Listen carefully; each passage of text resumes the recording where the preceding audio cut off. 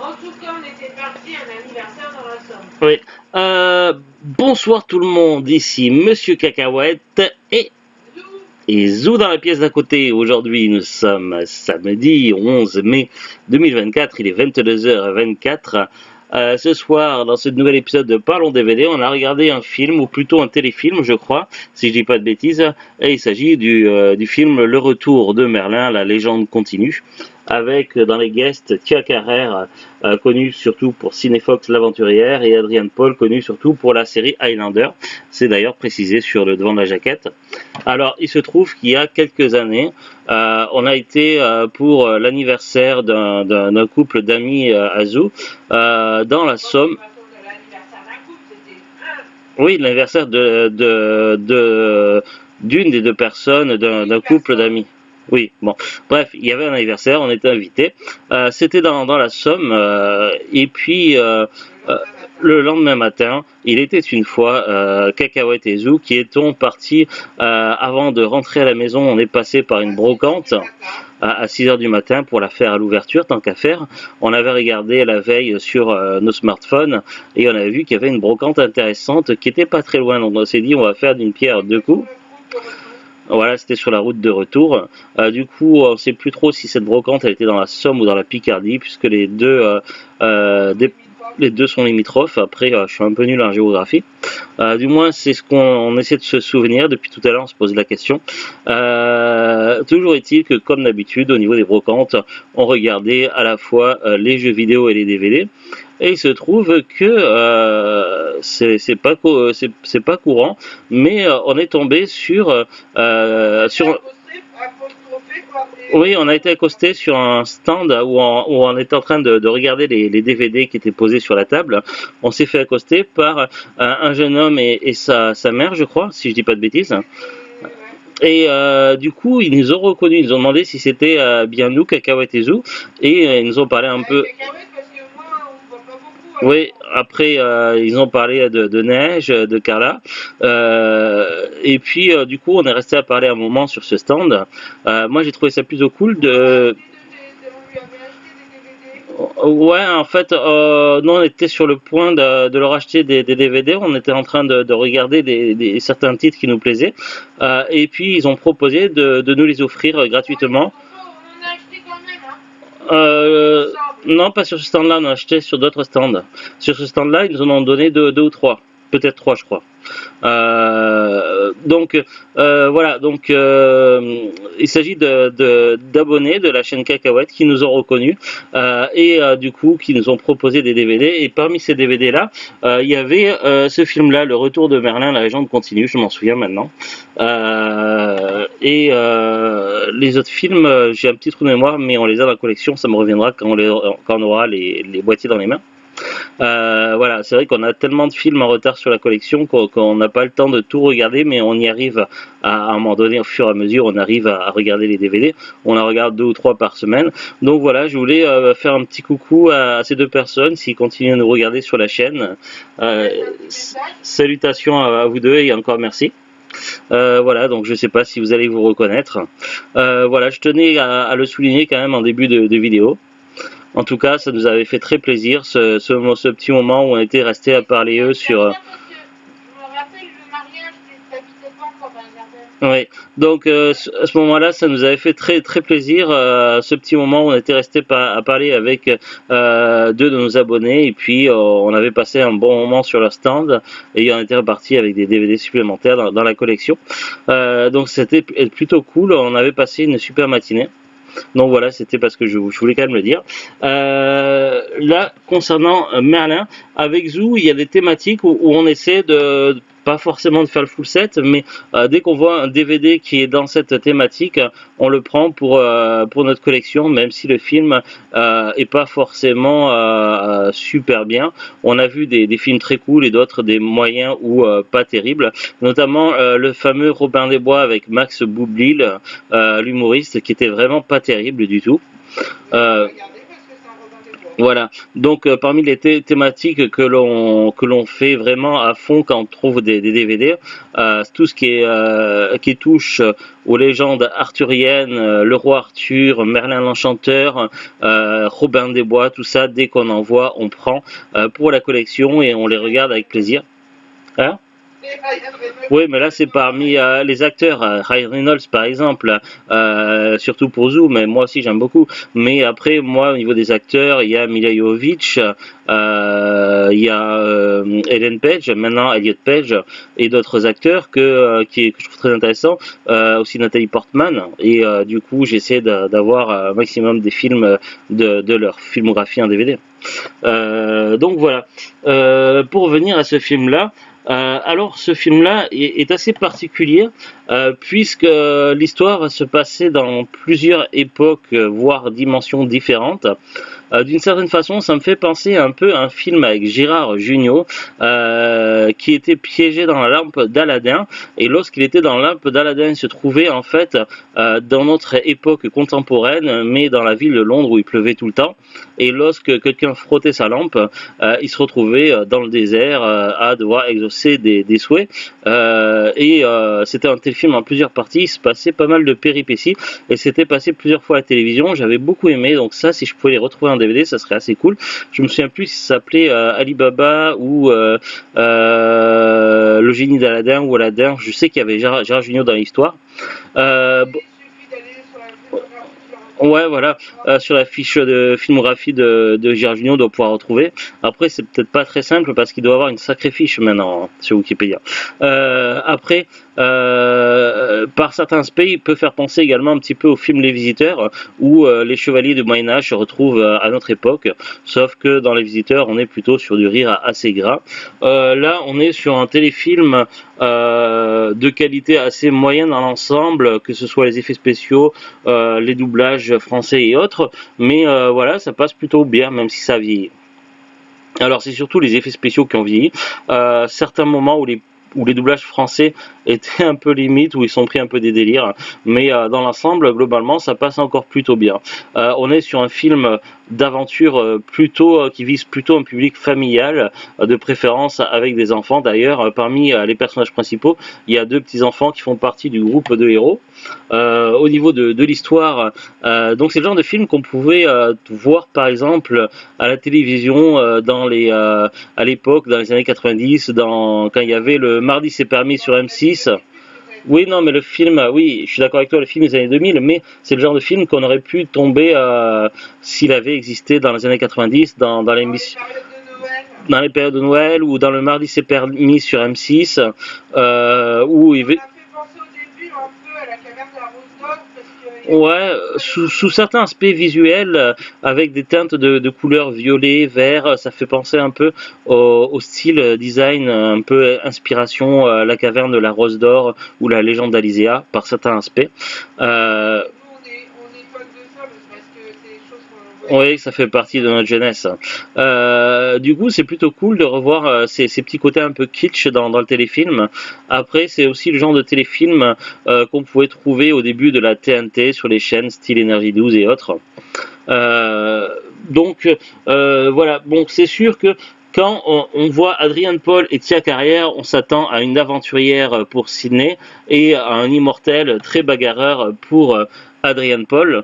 C'est pas tout à fait le cas. Cette fois-ci, Tia Carrère, au lieu de jouer le rôle d'une aventurière, elle joue le rôle d'une scientifique qui se fait un peu manipuler par l'infâme Mordred et du coup, elle a un côté un petit peu antagoniste. Et puis Lancelot, évidemment, ça se passe au niveau de l'histoire après la trahison entre Lancelot et Guenièvre, et du coup le roi Arthur lui en veut encore à Lancelot, et Lancelot il est joué par Adrian Paul. Je le trouve un petit peu effacé, le personnage de Lancelot, on le voit de temps en temps, mais voilà, Adrian Paul nous a habitués à mieux, notamment dans la série Highlander. Ouais, mais je crois que c'était avant Highlander ou pendant, c'est au début.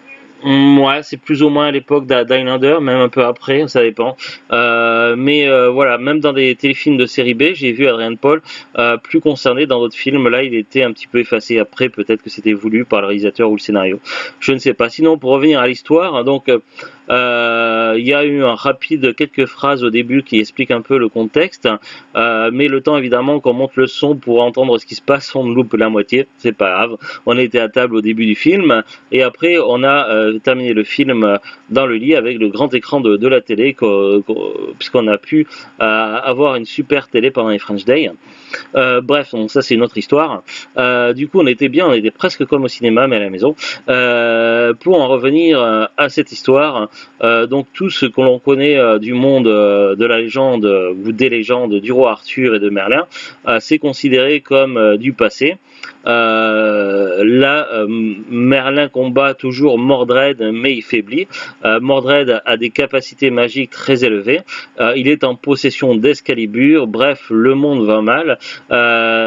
Pour éviter que tout parte en sucette et essayer de limiter la casse, Merlin va jeter un sort qui fait que la plupart des protagonistes vont soit être endormis pendant 1000 ans ou 1500 ans, je sais plus, et d'autres protagonistes, notamment ceux qui sont dans le camp des méchants, mais certains gentils, comme Guenièvre et Lancelot, vont se retrouver piégés dans une dimension un peu étrange. Et du coup, pendant toute l'histoire qui va se passer à notre époque, mais dans les années 2000,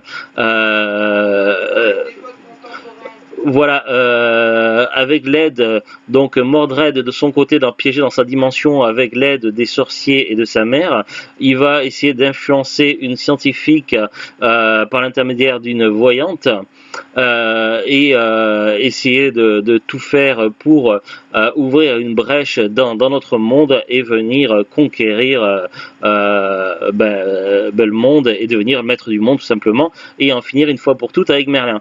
Merlin, lui, se retrouve à notre époque, tout comme le roi Arthur et des chevaliers. Je crois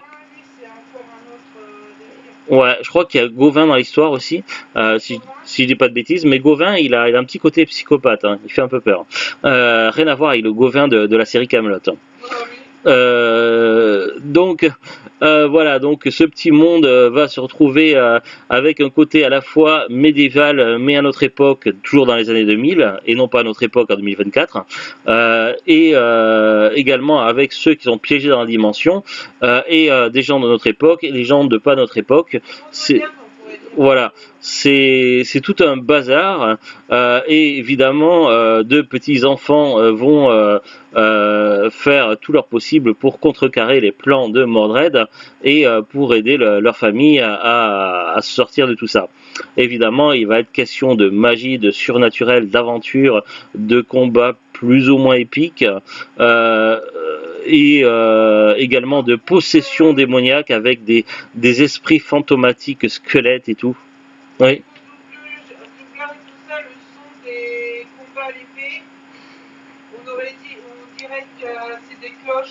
Ouais, les bruitages de combat à l'épée, lorsque les épées s'entrechoquent, comme le souligne Zou, effectivement, on aurait dit que ça faisait un son comme si quelqu'un sonnait des cloches. Vous savez, les cloches pour les moutons dans les Alpes. Donc, c'est vrai que c'est, ou dans certaines églises, les petites cloches, pas les grosses. Donc voilà, du coup ça donne un film, ma foi, assez original, puisque généralement tout ce qui touche au contexte de Merlin du roi Arthur se passe à une époque plus ou moins médiévale et plus ou moins lointaine, tandis que là on se retrouve mêlé à du passé, de la dimension autre et du présent, pas si présent que ça. Bon, on se retrouve avec tout ce petit mélange, ce qui donne un côté assez original, et même si l'ensemble est plutôt assez moyen, que ce soit certainement au niveau du budget et de la réalisation, on est quand même sur un scénario assez original et qui apporte quelque chose de nouveau. De quoi? Ouais, on aime bien ce genre de film aussi, donc c'est plutôt cool et ça nous permet de rajouter une petite pièce à notre collection, le roi Arthur et Merlin. Qu'est-ce que je voulais dire d'autre de plus? Donc on a parlé des doublages, des sons, des bruitages, des effets spéciaux. après c'est filmé à 4 tiers. On n'est pas sur un téléfilm en plusieurs parties qui dure des heures. On est sur un film de durée de 88 minutes. D'ailleurs, c'est marqué derrière. Je voulais dire autre chose aussi, mais je sais plus ce que je voulais dire. Donc ouais, voilà, on voit Merlin, on voit les personnages un peu derrière. Ah oui, voilà, Guenièvre qui nous a un peu surpris par son look, avec des tresses style un peu dreadlocks, et également elle porte une armure, mais la façon dont elle porte son armure et du design de son armure, on dirait exactement la même tenue que porte l'impératrice lorsqu'elle part en guerre dans le premier film Donjons et Dragons, et du coup ça m'a assez surpris. Après, ça se trouve, ils ont utilisé les mêmes, parce que des fois dans les studios, on peut utiliser d'anciens matériels de films ou de téléfilms, on peut réutiliser pour d'autres films, et je crois qu'au niveau de l'année de sortie du premier film Donjons et Dragons et de ce film-là, Le Roi Arthur, on est quasiment au même moment, donc ça se trouve, ils ont réutilisé certains accessoires qui étaient communs. C'est possible. Mais du coup, voilà, je tenais à le souligner. On va lire ensemble la petite description au dos. Alors, de l'issue de ce combat dépendra le sort de l'humanité. Oh, carrément. Jadis, l'armée de Mordred, un sorcier maléfique, mit le roi Arthur et ses chevaliers en déroute. Merlin réussit à envoyer Mordred dans un autre monde, en plongeant le roi Arthur et ses chevaliers dans un long sommeil. 1500 ans plus tard, une scientifique qui effectue des recherches les réveille accidentellement. Commence alors un ultime affrontement. Un film fantastique dans la lignée de Eragon. Alors Eragon, la série littéraire de livres, c'est génial, les romans sont extraordinaires, mais le film en lui-même, c'est pas une référence, c'est une catastrophe. Ouais. T'aurais pas lu les livres Eragon, Oui, oui. on verrait pas pareil. Oui, mais voilà. Alors, citer Eragon derrière une jaquette, c'était pas forcément le meilleur exemple. Bref, voilà. Non, mais c'est quelque chose. Oui. Oui, moi aussi, c'est pareil, mais je voulais souligner quand même. Donc, un film fantastique dans la lignée de Eragon avec Adrian Paul, Highlander la série, Tia Carrère, Sidney Fox l'aventurière, Wayne's World 1 et 2, replongé dans les légendes du roi Arthur. Aussi, petite remarque, c'est vrai qu'à une époque, lorsque les Mac se sont modernisés et ont innové dans le style iMac, où il y avait à la fois la tour et l'écran combinés, ils faisaient des publicités à la télévision avec plein de coloris différents pour les Mac. Et pourquoi je parle des iMac? Tout simplement parce qu'à un moment donné, on se retrouve avec une scène qui m'a fait un peu halluciner, c'est de voir des techniciens scientifiques avec des ordinateurs branchés sous Stone Age et que ça soit toute une rangée de iMac, tout ça, c'était juste une scène un peu surréaliste.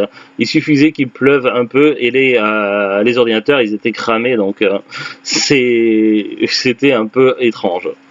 Voilà, on a à peu près fait le tour pour la jaquette. Pour le résumé, c'est pareil, donc on n'en dira pas plus pour ne pas trop spoiler. On ne va pas regarder la fiche Wikipédia parce qu'il n'y a pas de fiche Wikipédia pour le film. On va passer vite fait sur la fiche IMDb du coup. IMDb, c'est, je sais plus ce que ça veut dire, mais il y a le D c'est data, le B c'est base, donc database, et IM, je sais plus. Mais ça veut dire quelque chose de database. Bref, c'est IMDb, c'est vraiment une référence et une encyclopédie pour trouver un maximum d'informations sur les films. Et généralement, il y a plus d'informations sur IMDb que sur Wikipédia, mais c'est toujours en anglais et c'est pas évident de bien s'y retrouver. C'est un peu cafouillis. Du coup, je préfère regarder quand même sur Wikipédia, mais des fois, il n'y a pas le choix. Donc là, je suis sur la fiche IMDb, titre du film Merlin The Return. En français, Le Retour de Merlin. Catégorie aventure, famille, fantastique. Réalisé par Paul Matthews. Au niveau du casting, alors dans les rôles principaux, il y a Rick Mayall, Patrick Bergin, Craig Sheffer, Adrian Paul, Julie Hartley, Tia Carrère, Light Grevenstein, Byron Taylor, Grace Fox, Jennifer Stein, Anthony Bishop, Lynn White, Jocelyn Broderick, Liane Liebenberg, Connie Giles, Elmi Deber, Lisette Van Herden et Johan Odendal. Donc réalisation Paul Matthews, scénario Paul Matthews. Après ils disent si on a aimé ce film, on aimerait également La Légende de Merlin, The Little Unicorn, L'Apprenti Sorcier, Arthur et Merlin. Peut-être que c'est des films dans le même univers connecté, un genre de MCU sur Merlin. Peut-être, je sais pas. Non, mais certains films semblent être plus ou moins connectés. Après, je sais pas. Ils ont pas parlé de l'apprenti sorcier. Si, je crois. C'est le film de Nicolas Cage, non? Non, non, c'est un autre. Date de sortie au Royaume-Uni le 22 décembre 2000. Pays d'origine Royaume-Uni. Lieu de tournage Afrique du Sud. Société de production Pequin Wing Productions. Durée 1h30. Couleur color. Bon, voilà. Au niveau des détails, pas grand chose de plus à en dire. Niveau du prix de la cote, je connais pas du tout la cote sur le DVD, je pense pas qu'il soit très rare. À mon avis, c'est un DVD trouvable en cash ou en brocante. Ça doit tourner aux alentours des 1 euro, je pense. Après, sur internet, les prix sont plus élevés. Déjà, il y a les frais de port. Et évidemment, comme c'est plus vendu par les gros groupes style Amazon, ça va être sur ces sites-là, les revendeurs, les vendeurs pros, les particuliers, et les prix peuvent être plus ou moins élevés. Là, je vois par exemple sur Amazon l'affiche pour Merlin, la légende continue, enfin le retour de Merlin, vendu par Cultifix, 6,85 € en état neuf. Sur Rakuten, on peut voir que le film est soit dans des coffrets avec d'autres films, téléfilms, soit tout seul. Le film tout seul sur l'affiche Rakuten, on le trouve neuf à partir de 5 € et d'occasion à partir de 90 centimes. Oui, c'est plus ou moins les prix, effectivement. Voilà, après il y a des coffrets aventure, coffrets, il y a plusieurs types de coffrets différents où on peut retrouver ce film qui est réuni avec d'autres films. Est-ce qu'ils ont réellement un lien entre eux? Je ne sais guère. Voilà, pas grand chose de plus à en dire. Bon, plutôt un film correct qui a vieilli, mais qui se regarde encore, mais heureusement qu'il ne dure pas plus de 88 minutes parce qu'après ça ferait peut-être un peu trop de longueur. C'est vrai qu'à la fin, toi-même, tu disais. Sur la fin, j'avais du mal à rester concentré, mais voilà, finalement ça passait. L'histoire, comme je l'ai dit tout à l'heure, est originale avec un scénario assez inattendu. Du coup, c'est vrai que voilà, c'est plutôt innovant, mais c'est vrai qu'il y aurait pu y avoir sur certains aspects des choses à améliorer. Mais voilà, l'idée de base était intéressante. Donc voilà, pas un film à trouver obligatoirement, sauf si on collectionne comme nous tout ce qui touche autour de Merlin. C'est sûr que dans la thématique Merlin, il y a peut-être des films plus intéressants à regarder ou plus dynamiques. Mais c'est sûr que après, on peut trouver également moins bien. Ma foi, le film reste quand même assez correct dans l'ensemble, mais c'est vrai qu'il a un petit peu vieilli. Ouais, pas grand chose de plus à en dire. Je sais, bah, non, on voit pas que j'ai des poils blancs, donc j'ai pas vu.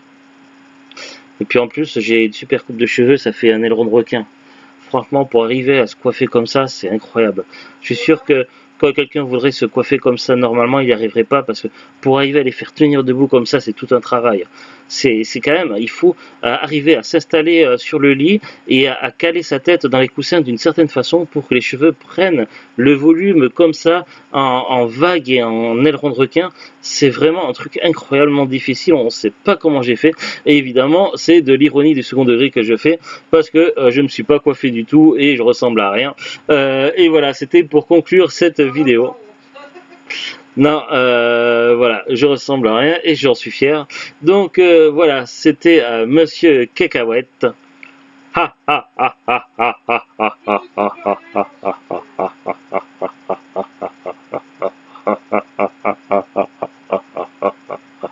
Je reviendrai.